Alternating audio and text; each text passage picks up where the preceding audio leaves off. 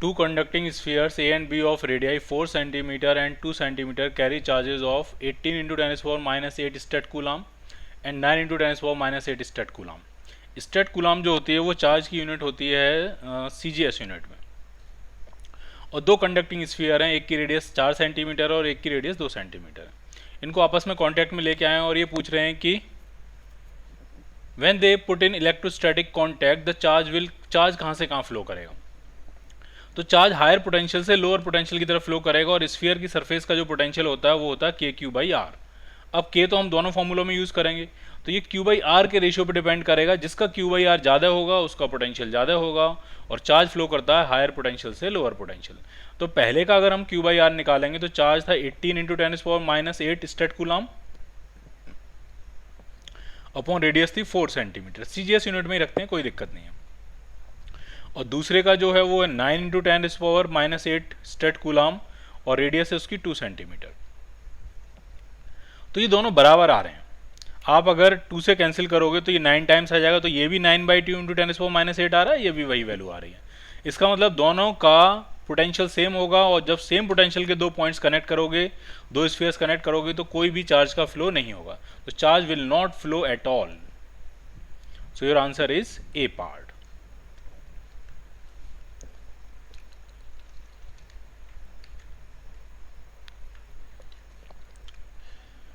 Two insulated charge spheres of radius r1 and r2 having charge q1 and q2 respectively connected to each other. अब connected to each other, अब पहले ही देखेंगे charge flow करेगा कि नहीं flow करेगा, जरा ढंग से समझिए। अगर Q1 बाई R1 के Q1 बाई R1 अगर के Q2 बाई R2 के बराबर हो गया तो कोई चार्ज फ्लो नहीं करेगा, और कोई चार्ज फ्लो नहीं करेगा तो कोई हीट डेसिपेट नहीं होगी, कोई डी हीट डेसिपेट नहीं होगी, तो सिस्टम की एनर्जी में किसी भी तरह से कोई लॉस नहीं होगा। क्लियर है? There will be no change in energy if Q1 upon R1 is equal to Q2 upon R2। लेकिन अगर ये बराबर नहीं हुए तो डेफिनेटली किसी एक स्फीयर से किसी दूसरे स्फीयर पे चार्ज फ्लो करेगा, करंट फ्लो करेगी, हीट डेसिपेट होगी, और अगर हीट डेसिपेट होगी तो सिस्टम की एनर्जी में डिक्रीज होगा। तो सिस्टम की एनर्जी में सिर्फ तब डिक्रीज नहीं होगा जब ये दोनों बराबर होंगे। इसको थोड़ा और अगर ढंग से बनाएं तो के से के कैंसिल आउट हो जाएगा, और ये क्वेश्चन बनेगी Q1 R2 is equal to Q2 R1। तो अगर Q1 R2 Q2 R1 के बराबर है तो हीट डेसिपेट नहीं होगी, और ये बराबर नहीं है तो हीट डेसिपेट होगी। सो your answer is D part, A decrease in energy of the system unless Q1 R2 is equal to Q2 R1. So your answer is D part. A small sphere is charged to a potential of 50 volt and a big hollow sphere is charged to a potential of 100 volt. एक small sphere है उसका potential है 50 volt, और एक बड़ा sphere उसका potential है 100 volt. The electricity will flow from the small sphere to the bigger sphere. अब आप ये चाहते हो कि छोटे वाले स्फीयर से बड़े वाले में पोटेंशियल इलेक्ट्रिसिटी फ्लो कर जाए, जबकि छोटे वाले का पोटेंशियल कम है, बड़े वाले का पोटेंशियल ज़्यादा है। तो ऐसा सिर्फ और सिर्फ एक ही केस में हो सकता है कि अगर छोटे वाले को हम बड़े वाले के अंदर रख दें, उससे क्या होगा, जो छोटा वाला है उसका पोटेंशियल 150 वोल्ट हो जाएगा। ठीक है, अगर हम छोटे वाले को बड़े वाले के अंदर रख दें, अगर हमने दोनों को अलग अलग रखा, समझिए इस बात को, अगर अलग अलग रखा तो कुछ भी नहीं होगा। इसका पोटेंशियल 50 वोल्ट रहेगा, इसका पोटेंशियल 100 वोल्ट रहेगा, और जब आप कनेक्ट करोगे तो हायर पोटेंशियल से लोअर पोटेंशियल इधर इलेक्ट्रिसिटी ट्रांसफर हो जाएगा। ठीक, लेकिन अगर आपने ऐसा किया कि बड़े वाले के अंदर छोटा वाला रख दिया तो छोटा वाला हमेशा हायर पोटेंशियल पे रहेगा। ठीक है, इस पे चाहे कितना भी कम चार्ज हो, मान ले, समझिए जरा, इस पे चार्ज मान ले प्लस स्मॉल क्यू था और इस पे चार्ज कैपिटल क्यू था। ऑब्वियसली स्मॉल क्यू की वैल्यू काफ़ी कम थी, मैं ये मान के चल रहा हूँ, और कैपिटल क्यू की वैल्यू काफ़ी ज़्यादा थी। तो जब आप इसको अंदर रखोगे, इस पे प्लस स्मॉल क्यू है, इस पे प्लस कैपिटल क्यू है, तब भी चार्ज कैसे इंड्यूस होगा, ये प्लस क्यू तो यहाँ पे क्या इंड्यूस कर लेगा, माइनस क्यू, और बाहर वाले पे चार्ज हो जाएगा capital Q plus small Q, और इलेक्ट्रिक फील्ड लाइन्स इस तरह से क्रिएट हो जाएंगी। तो अंदर वाले स्फीयर पे कितना भी कम चार्ज होगा, अगर दोनों के चार्ज पॉजिटिव हैं तो अंदर वाले पे कितना भी कम चार्ज हो, अंदर वाला बाहर वाले से हायर पोटेंशियल पे ही रहेगा। और जब आप इसको कनेक्ट करोगे, किसी भी वायर के थ्रू कनेक्ट करोगे, तो इलेक्ट्रिसिटी अंदर वाले से भाग के तुरंत कहाँ आ जाएगी, बाहर वाले पे आएगी। ठीक, ये बात समझ में आ रही है आपको? स्मॉल क्यू कितना भी छोटा हो, कैपिटल क्यू कितना भी बड़ा हो, जब भी आप कनेक्ट करोगे वो जो थोड़ा सा भी स्मॉल क्यू है वो भी भाग के कहाँ आ जाएगा, सरफेस पे ही आ जाएगा। तो ऐसा सिर्फ कब पॉसिबल हो सकता है, when the smaller one is placed inside the bigger one and connected by a wire. So your answer is a part.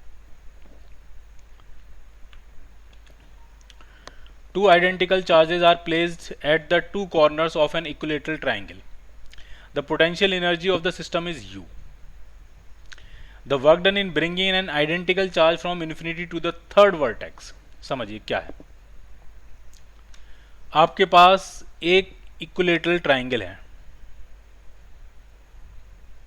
ठीक, और उस इक्विलेटरल ट्राइंगल के दो कॉर्नर्स पे दो आइडेंटिकल चार्ज आपने रखे हैं, स्मॉल क्यू स्मॉल क्यू, और इस सिस्टम की पोटेंशियल एनर्जी U बताई है. तो U होगा आपका KQ अपॉन R, ये आपको दिया हुआ. अब कह रहे हैं एक थर्ड चार्ज है, उसको इन्फिनिटी से थर्ड कॉर्नर पे लाके रखने में कितना वर्क करना पड़ेगा. एक थर्ड चार्ज है स्मॉल q, इसको हम इन्फिनिटी से लेके आ रहे हैं टू द थर्ड वर्टेक्स, कितना वर्क करना पड़ेगा. तो जो वर्क करना होता है वो होता है जिस चार्ज को आप मूव करा रहे हो इनटू फाइनल पॉइंट का पोटेंशियल माइनस इनिशियल पॉइंट का पोटेंशियल. ठीक है, किस चार्ज को मूव करा रहे हो वो चार्ज q है.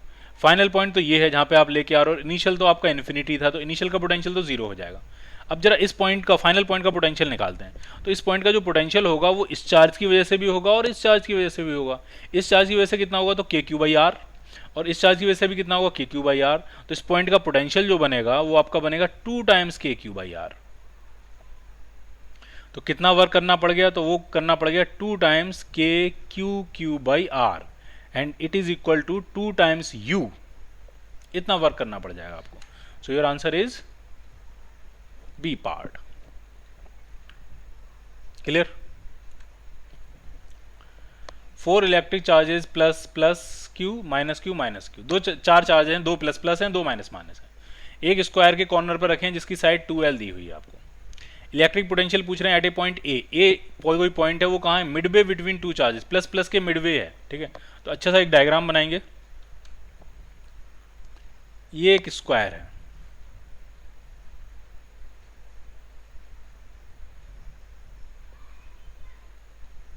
स्क्वायर जैसा ही है. एक चार्ज यहाँ है, ये प्लस Q है. एक चार्ज यहाँ है, ये भी क्या है आपका प्लस Q है.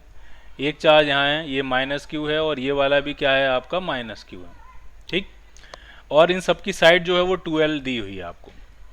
और जो पोटेंशियल पूछा गया है वो प्लस प्लस Q के मिड पॉइंट पे, इस पॉइंट का पोटेंशियल पूछा गया. तो हमें सारे चार्जेस से इस पॉइंट की डिस्टेंस चाहिए होगी. ये पॉइंट A है, ये पॉइंट क्या है आपका A. तो ये डिस्टेंस तो आपको पता है L, ये डिस्टेंस भी आपको पता है L. हमें ये डिस्टेंसेस भी चाहिए होंगी, ये डिस्टेंस कितनी होगी और ये डिस्टेंस कितनी होगी. तो ये होंगी तो दोनों बराबर, और पाइथागोरस थ्योरम लगा के निकाल सकते हैं. ये L है, ये 2L है, तो ये आएगी आपकी L√5, और ये भी कितनी आएगी L√5. पोटेंशियल स्केलर क्वांटिटी होती है तो कोई डायरेक्शन का चक्कर नहीं है, डायरेक्टली सारे पॉइंट्स के पोटेंशियल निकाल के सिंपली स्केलर की तरह जोड़ देने. तो प्लस Q का कितना होगा तो वो होगा KQ/L. इस वाले का भी कितना होगा KQ/L, तो ये हो गया 2KQ/L. माइनस वाले का कितना होगा तो माइनस का होगा माइनस KQ/R, और R है L√5. और दूसरे वाले माइनस का भी इतना ही होगा, तो इसमें भी मैं किससे मल्टीप्लाई कर दे रहा हूँ 2 से. ये समझ में आया आपको.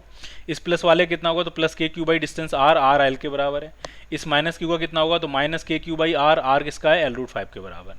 तो इसमें से कॉमन क्या आ जा रहा है, तो इसमें से जो कॉमन आ जा रहा है वो आ जा रहा है 2KQ/L, और अंदर बच रहा है 1 माइनस 1/√5.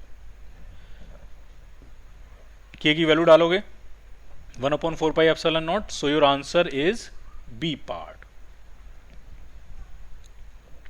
अगर इसी पॉइंट पे इलेक्ट्रिक फील्ड निकालना होता तो थोड़ा बेहतर होता, लेकिन उसमें भी ज़्यादा मुश्किल नहीं होती, क्योंकि इस प्लस Q का इलेक्ट्रिक फील्ड इस तरफ होता और इस वाले Q का इलेक्ट्रिक फील्ड इस तरफ होता, तो ये वाला प्लस Q और ये वाले प्लस Q का इलेक्ट्रिक फील्ड तो आपस में कैंसिल आउट हो गया होता, सिर्फ माइनस Q का बचता. तो इस वाले माइनस Q का इलेक्ट्रिक फील्ड इस तरफ होता, इस वाले माइनस Q का इलेक्ट्रिक फील्ड इस तरफ होता, और फिर हम उनका रिजल्टेंट निकालते हैं.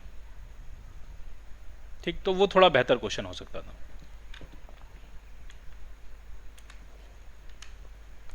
A hollow metal sphere of radius 10 cm is charged such that the potential on its surface become 80 volt. एक hollow metal sphere है, रेडियस 10 सेंटीमीटर दिया है और इतना चार्ज किया है कि पोटेंशियल उसका 80 वोल्ट हो गया. Potential at the centre of the sphere. तो अगर मेटल का स्फीयर है तो अंदर किसी भी पॉइंट का पोटेंशियल वही होता है जो उसी सरफेस का होता है.